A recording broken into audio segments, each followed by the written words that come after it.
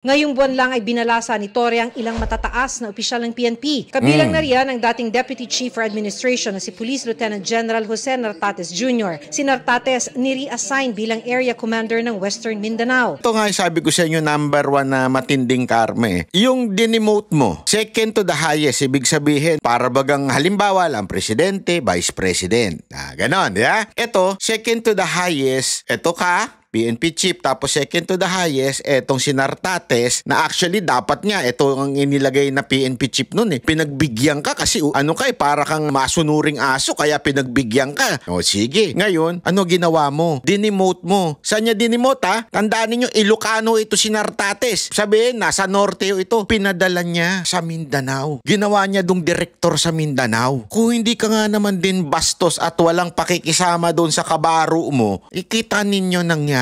O tapos ngayon, sino ipapalit sa'yo? Si Nartates. Kaya ang tindi nung karma na yun Brad.